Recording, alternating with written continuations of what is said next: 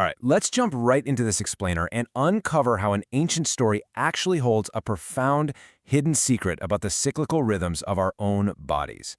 Today, we're diving into something truly mind-blowing.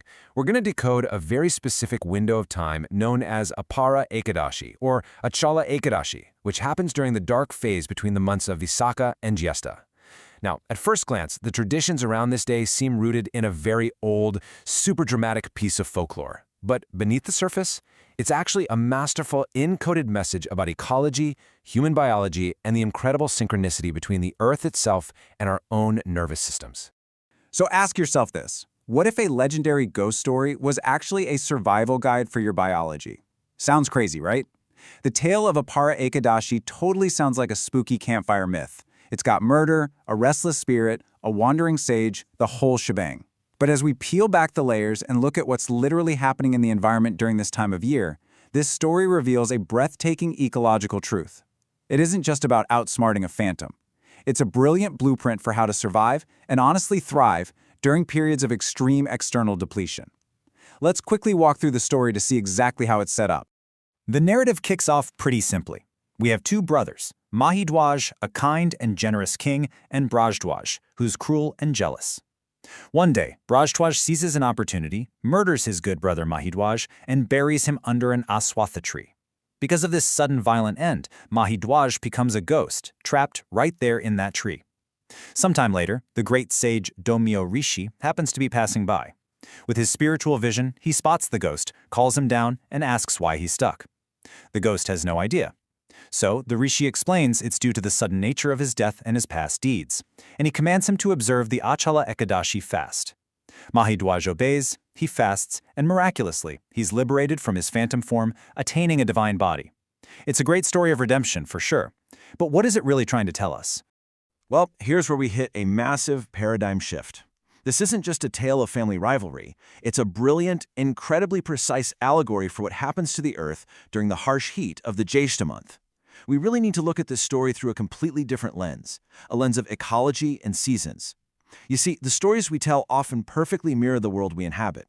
In the period of Jyeshta, the environment goes through this radical, intense transformation, and this ancient tale maps flawlessly onto that specific environmental shift. Let's break down the exact ecological conditions this myth is describing. When that extreme summer heat of the Jyeshta sun hits, the environment basically goes into full survival mode. The sun just completely bakes the moisture out of the topsoil. Surface waters dry up entirely, but the fertile earth doesn't just die, it strategically retreats inward and downward. It's conserving energy after those really abundant blossoming months of Chaitra and Vaisakha. It's a genius natural protective mechanism. And it's not just the earth doing this. We intuitively stay inward too. We seek shade, we avoid the midday sun, and our bodies naturally try to protect our vitality. We completely mirror the earth, and this brings us right to the true identity of those two brothers from our ghost story. So, the crucial point is this specific contrast. The kind king, Mahidhwaj, represents the fertile earth, the nourishment, and the stable ground we rely on. When the extreme heat strikes, this fertility is forced underground. It is metaphorically murdered or buried. Now consider his brother Brajdhwaj. It is absolutely vital to understand that Brajdhwaj does not represent the scorching sun itself. Not at all. Rather, he perfectly embodies the movement, the circulation, and the inward flow of that receding earth. As the outward fertility of Mahidhwaj retreats and is buried, the inward, pulling movement of Brajdhwaj takes over. He's the force driving the energy underground. So the murder is actually a beautiful, necessary allegory for the Earth's energy flowing inward to survive a severe drought.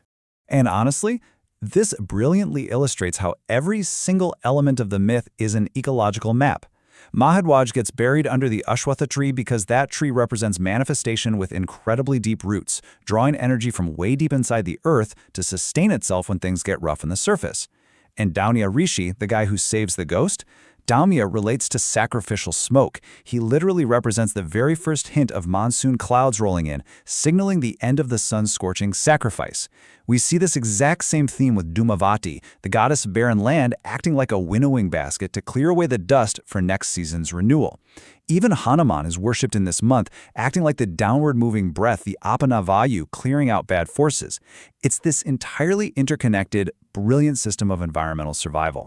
And this whole ecological map extends perfectly to the specific deity worshipped on this day, Lord Vishnu in his Trivikrama form. Coincidentally, or actually not coincidentally at all, Trivikrama's mythology perfectly mirrors this inward push of energy. Just like Trivikrama pushes King Bali deep, deep down into Pataloka, granting him a promise to return later when the floodwaters rise, the earth during Apara Ekadashi is taking its own energies deeply inward. It's pushing its vitality down to the ancestors, deep into the soil. It's planting those vital seeds of energy into the depths, waiting safely underground till the later months arrive, the floodwaters return, and the earth can finally rise back up, completely renewed. This deep inward retreat brings us to the alternative name for this day, Achala Ekadashi. Achala literally translates to not moving. It's a really profound reminder to hold our ground stably. When the harsh conditions outside are drying everything up and stripping away all that surplus dust, which in our own personal lives translates to our superficial desires or vasanas, we are meant to just remain completely stable. We don't panic. We don't waste precious energy fighting the scorching heat. We become Achala.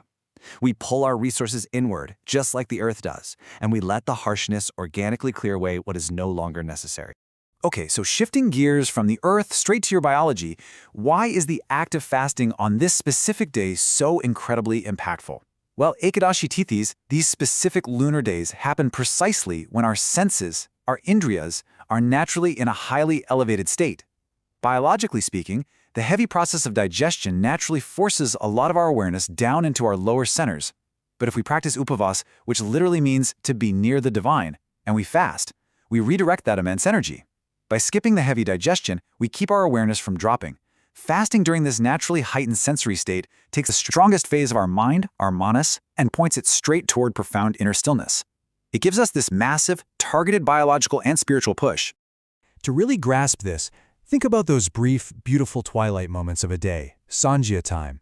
Those are the moments where the sun and moon are temporarily balanced, and they perfectly mimic the quiet little pauses between our own inhalations and exhalations. Well, Ekadashis act exactly like those quiet pauses between breaths, but just on a much larger monthly scale. They create a temporary, perfectly balanced window in time where the solar and lunar energies within our own subtle bodies are equalized. During this specific window, our awareness doesn't swing wildly left to right. It can easily slip right into a deeper spiritual focus, the third path, the inward journey. And here is the truly beautiful part of all this. Just listening to these stories acts as a gentle push, reminding our body of its true nature and syncing us with the harmonious earth cycle. Ultimately, hearing this explainer isn't just about learning some cool folklore or ancient history.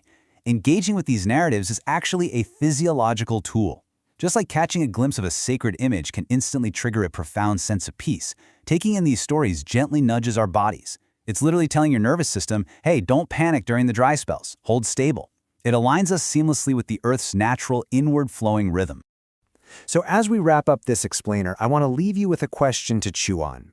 If your body directly mirrors the Earth's seasonal cycles, what inner surplus dust is the current season asking you to clear away? The story of Apara Ekadashi shows us that being stripped back by the heat isn't some sort of punishment, it's preparation. So as you hold your ground during life's harsh seasons, as you become Achala, what inner dust, what old habits, what anxieties are you finally ready to just let blow away? Use this natural inward flow to prepare your roots for the rains that are absolutely coming. Thanks for learning with me today, and I'll catch you in the next explainer.